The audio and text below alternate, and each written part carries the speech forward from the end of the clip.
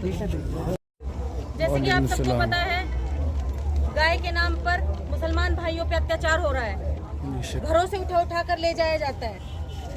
ये सिर्फ हमारे साथ ही क्यों हो रहा है? क्या किसी ने ये सोचा है?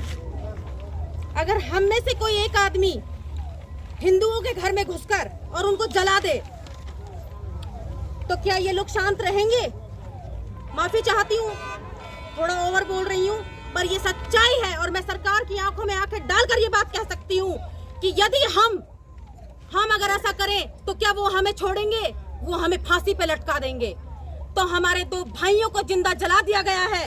आज हम यहाँ धरने पर बैठे हैं, भूखे पिसाए, दूर दूर से मेरे साथी यहाँ पर आ रहे हैं और हमारी आवाज उठा रहे हैं। तो मैं ये चाहती हूँ मेरे भाइयों से कि एकजुट होकर सीना ठोक के सरकार की आंखों में आके डालकर कहो, स्टॉप बजरंग दल, अरेस्ट मोनू मानेसर। अस्सलाम वालेकुम।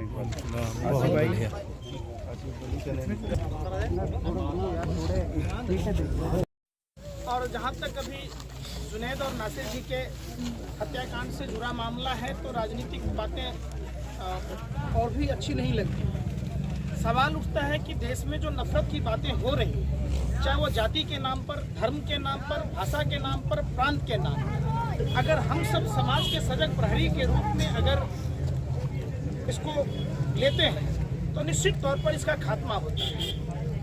एक सिवनी में भी घटना घटा था, देश के दिल्ली में भी हुआ था, देश के अलग अलग राज्यों में भी होता है। कहीं ना कहीं ये हमारी आपकी कमजोरी है। हम कहीं के भी घटनाओं में एक साथ एक सूत्र में पिरोकर उसका विरोध नहीं करते हैं। इस वजह से ऐसे लोगों का और सत्ता में जो बैठे हुए लोग हैं जिसके संरक्षण में ये काम होता है, उसका हम विरोध खुलकर नहीं कर पाते। हम दलगत भावनाओं में बंधे होते हैं कि हम इस पार्टी से हैं, उस पार्टी से हैं। सवाल उठता है कि आखिर 2014 के बाद ही धर्म के आधार पर इतनी नफरत क्यों बढ़ी?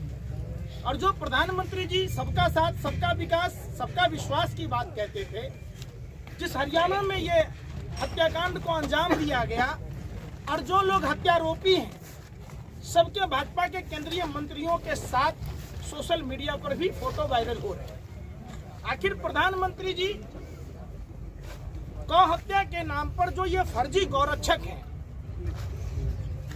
जो अपने आप को गौरक्षक बताते हैं, यही असली उपद्रवी हैं, यही देशद्रोही हैं। तो जो प्रधानमंत्री देशभक्ति की बात कहते हैं, इसमें सभी पार्टी के लोगों को मिलकर प्रधानमंत्री को भी ज्ञापन देना चाहिए, राष्ट्रपति को भी ज्ञापन देना चाहिए और ये लड़ाई लड़ी जानी चाहिए कि आखिर कब तक।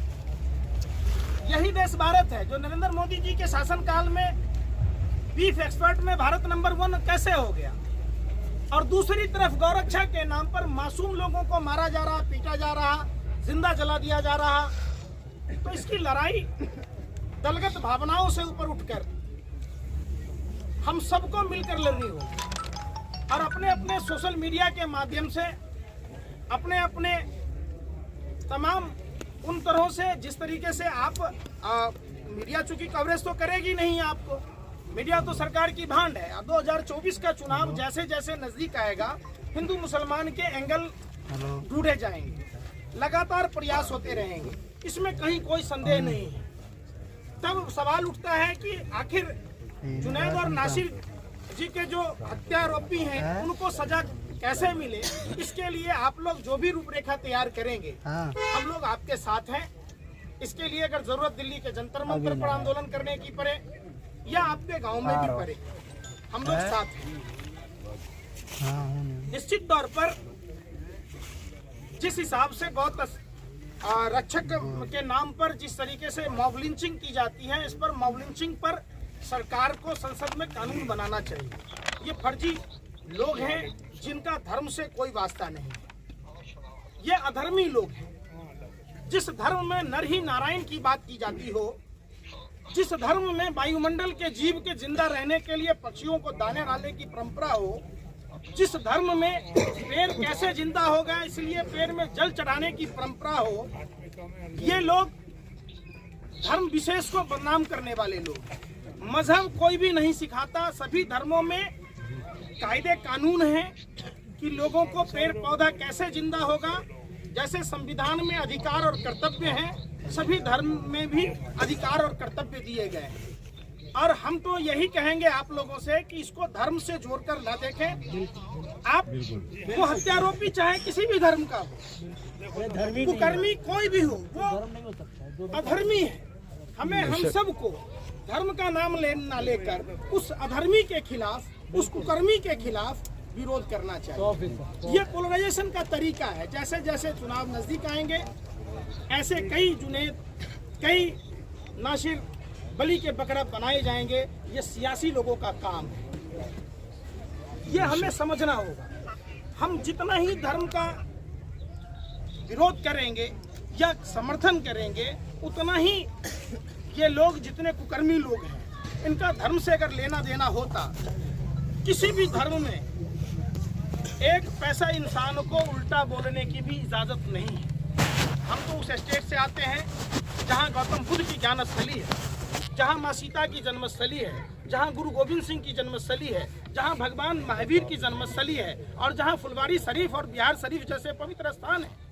तो हमारी मिट्टी ने हमारे को सिखाया कि हम सबको मिलकर रहना चाहिए और नफरत के खिलाफ रहना चाहिए।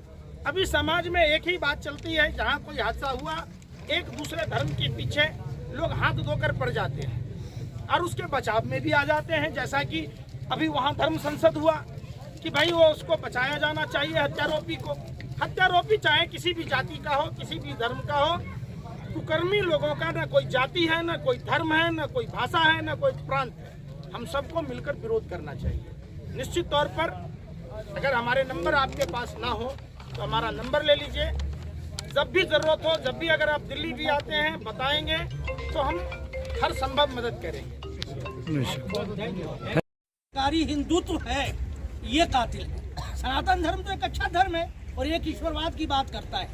मैं इस मौके पर यह कहना चाहता हूँ कि जुनैद नासिर की हत्या जो अब हुई और जो ये हुआ, इसमें बहुत ही दुखी इस वक्त मैं बहुत ज़्यादा इसलिए हूँ कि कत्ल के बाद जो कुछ भी इस गांव में हुआ है, जब पहले उमर की हत्या हुई थी तब भी हम लोग यहाँ जमा हुए थे। आज मुझे ये देखने में ये बातें समझ में आ गई कि हम सब लोग आज जब यहाँ जमा हैं, उस दर्द को लेकर के कौन लोग मारता है, कैसे मारता है, पॉलिटिकल क्या होता है, सब लोग हमारे साथी सब कुछ बातें कर चुके हैं। मैं वो नहीं कहना चाहता।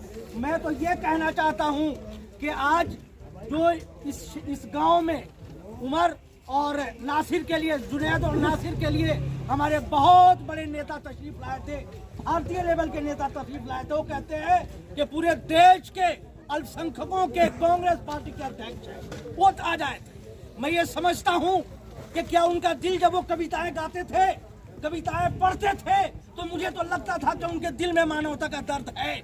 मुझे लगता था कि उनके दिल में इंसानियत का दर्द है। जुनैद और नासिर एक मुसलमान ही नहीं है। इंसान मुसलमान तो मंजिल साहब बाद में बनता है।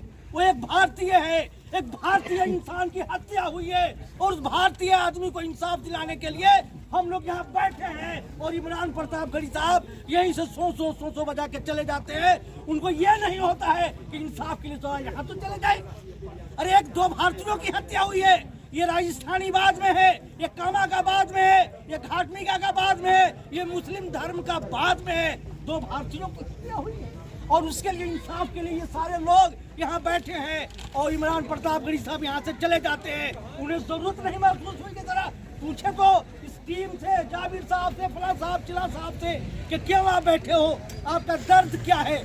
आपको याद होगा कि दिल्ली के रामलीला मैदान में एक बूढ़ा धरने पे बैठ गया था। जब बैठ गया था, इसी कांग्रेस की सरकार ने क्या किया कि उसे गिरफ्तार किया और तिहाड़ जेल में बंद कर दिया। जब तिहाड़ जेल से वो बूढ़ा निकला 4 दिन के बाद, तो सरकारें बदल गई और 10 सालों में सरकारें नहीं लौटी हैं। अगर यही हाल यहाँ है, अगर जाबिर के साथ, इस टीम के साथ अगर जुल्म होता है और इमरान प्रतापगढ़ी जैसे लोग यहाँ से अगर वापस चले जाते हैं बिना मिले हुए, तो मैं ये समझता हूँ कि अगर इतना उनका दिल सख्त है तो आने वाले दिनों में राजस्थान की सभी जनता बिना धर्म भेदभाव के उनको बता देगी कि न्याय क्या होता है और भारत के मरने वालों और मारने वालों के लिए क्या होता है। मैं अपनी 3 बातें कह के खत्म करता हूँ। एक है, परंतु सरकार से हमको ये सवाल जरूर करना है कि कौन सा कारण है कि आप एक बड़े मजे की बात बताता हूँ आप लोगों को। ये मौलाना साहब भी बैठे हुए थे, ये सारे साथी भी थे। शायद जब आखिरी के दिन जब ये पूछा गया कि हमको ये तो बता दीजिए कि समय कब पूरा होगा, आपने जो चलो ठीक है हम तुम्हारी मांगों को नहीं मानते, हमको दबाया जा रहा था, हमको डराया जा रहा था, उल्टे सीधे शब्द बोले जा रहे थे। तो मैंने हाथ जोड़ करके कहा था, वो धीमरी के सरपंच, पूर्व सरपंच रहे हैं कि वर्तमान सरपंच है वो ताहिर साहब, वो खड़े हुए थे। मैंने उनसे कहा भाई सरपंच साहब जब तुमने समझौता कर लिया, समाज ने कर लिया, तो हमें मान्य है।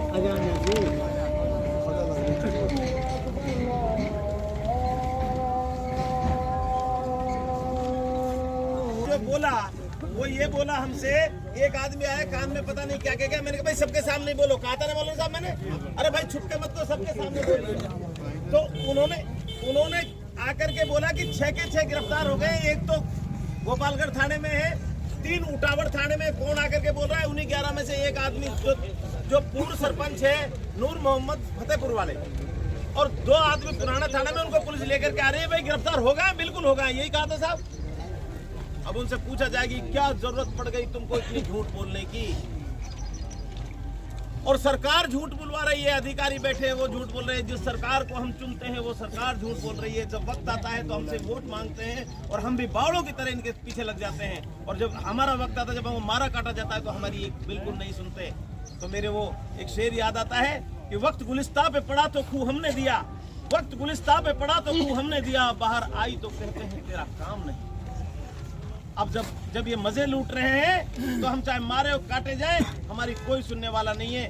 दोस्तों आप लोग मजबूती के साथ इसको ये 200-300 आदमी नहीं, इसको 2-3 हजार और 2-3 लाख में इस मजमे को तब्दील कीजिए। इंशाअल्लाह ताला ये निश्चित रूप से इन लोगों को सबको झुकना पड़ेगा। मुलजिम गिरफ्तार होंगे, जेल में भी जाएंगे। जो जैसा उदयपुर में जिस केस में चल रहा है, इसी तरह से हमारा केस में चलेगा। यही हमारी मांग होनी चाहिए, इसके अलावा हमारी कोई मांग नहीं होनी चाहिए। इसी के लिए आप लोग संगठित हो जाइए। यहाँ पर किसी दल की, किसी राजनीति की कोई बात नहीं करे। और मैं आप लोगों से कहता हूँ कि मैंने इस विधानसभा क्षेत्र से चुनाव भी लड़ा, मैं कसम खुदा की खाकर मैं तो सोच भी नहीं सकता। मैं जानता हूँ यहाँ के लोगों को, बहुत अच्छे लोग हैं, बहुत भले लोग हैं, इसलिए इनसे सावधान रहने की जरूरत है।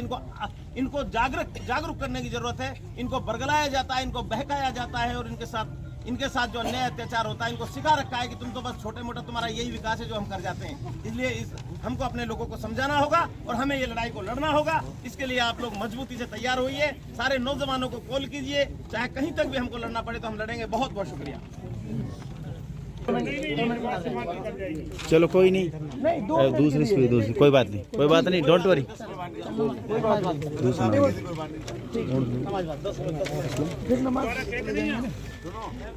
साथी हैं, बहुत पहचाने हुए चेहरे हैं और हर जगह पहुंचते हैं मेवात में।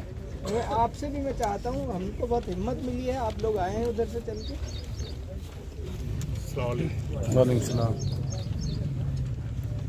मैं पिछले 6 सालों से मेरा मेवात में बहुत ज़्यादा आना जाना रहा है और बहुत सारी वारदातें इन बीच में हमने देखी हैं। बहुत सारे धरना प्रदर्शन और बहुत सारी ऐसी चीज़ें हुई हैं।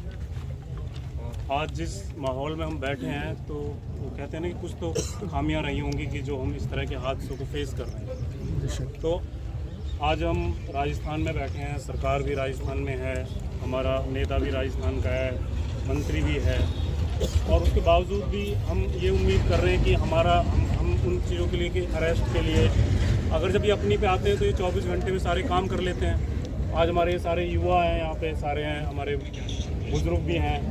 तो कहीं ना कहीं ये तो पक्का है कि हमारे साथ बहुत बड़ा एक भेदभाव हो रहा है। हम कहीं ना कहीं हमारे लोग जो राजनीतिक लोगों से जुड़े हुए हैं वो उनकी कठपुतली बन के काम कर रहे हैं और वो हम लोगों के बीच में है।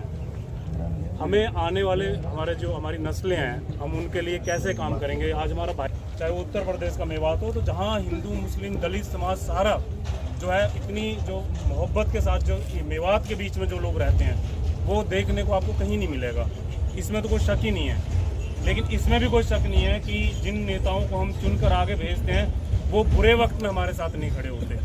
और हमारे जो लोग हैं, जो जितने भी राजनीतिक से जुड़े हुए लोग हैं और जो सामाजिक, जो हमारे आज जैसे हमारे सदर साहब बैठे हैं, बहुत सारे यहाँ बहुत अच्छे हमारे डॉक्टर अशफाक आलम साहब हैं, और ये सारे लोग हमें जगाने का काम करते हैं। लेकिन कहीं ना कहीं आज हमारा इतने जो दिन गुजरे हैं, जैसे जैसे ये दिन गुजरेंगे कहीं ना कहीं हम लोग जो हैं सुस्त हो जाते हैं और फिर हम इंतज़ार करते हैं एक नए हादसे का, हमारे किसी और बच्चे की किसी की जान जाए, हमारे किसी और भाई की जान जाए। तो मेरा कहने का पर्पज़ ये है कि हम लोग ये ठाने कि हम लोग वैसे भी हम चौकों पे बैठते हैं, दुकानों पे बैठते हैं, जगह जगह बैठ के अपना टाइम खराब करते हैं। हम इस आंदोलन को और हम इसको मजबूती दें, जिससे कम से कम सरकार जो है वो मजबूर हो कि हम ऐसा कोई कदम उठवाएं वो कि हमारे जो आगे कोई इस तरह की वारदातें ना हो। आज जैसे सदर साहब ने बताया कि हाईवे से मानेसर को जाम करने की उन्होंने कोशिश किया या जाम किया है, तो वो लोग जो है जो हमारे ऊपर जुर्म कर रहे हैं, आप ये देखो ऊपर आगे आके फेस करते हैं और हमारे साथ जुर्म हो रहा है, हम छुप के भी हम अपने लोगों को सपोर्ट नहीं करते। आज कितने लोग हैं हमारे यहाँ जितने भी आसपास के लोग हैं, वो लोग बातें तो करते हैं, लेकिन जब ऐसा वक्त आता है कि हमें इकट्ठा होकर अपनी आवाज़ को बुलंद तरीके से उठाना चाहिए, उस टाइम हम कहीं ना कहीं कमज़ोर पड़ जाते हैं। ये हमारी जो मुझे लगता है ये हमारी बहुत बड़ी वीकनेस लगा लो, कमज़ोरी लगा लो, या हमारी मजबूरी लगा लो कि हम बुज़दिली का शिकार हो गए हैं।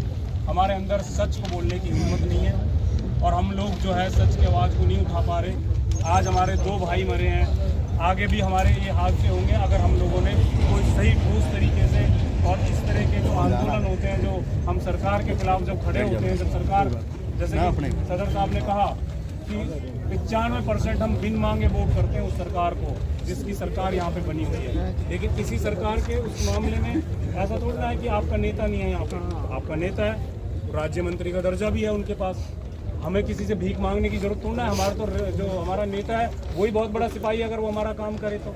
लेकिन ये हमारी बदकिस्मती है कि हमें यहाँ बैठना पड़ रहा है, हमें आंदोलन करने पड़ रहे हैं, वरना वो चाहें तो मुख्यमंत्री से मिलके वो बहुत कुछ करा सकते हैं। ना उनकी नीयत सही है, ना उनकी नीति सही है, तो वो हम नेताओं पे ना पड़े, हमें अपनी कौम अपने इलाके की आवाज़ को खुद ही बुलंद करना पड़ेगा।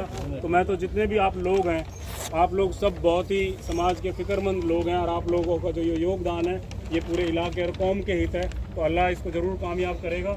और हमारी तो ये कोशिश है कि अगर आप कभी आपका मन करे कि जंतर मंतर पे दिल्ली में अगर वहाँ पे कोई होगा तो इंशाल्लाह मैं उसमें बढ़ चढ़ कर आप लोगों को मैं आगे उसमें पूरा हिस्सा लूँगा। और यहाँ पे भी जो लोग हैं मैं उन्हीं से यही अपील करूँगा कि इस आंदोलन को और मजबूती से आप लोग उठाएं इंशाल्लाह। और राजस्थान इंशाल्लाह हम वहाँ राजस्थान चलेंगे। तो मैं तो अपने युवाओं से यही कहता हूँ कि बुज़दिली से निकलो और जो ये मौतें हो रही हैं इनका सिलसिला रोकने के लिए हमें एकजुट और एक ताकत बनने की ज़रूरत है।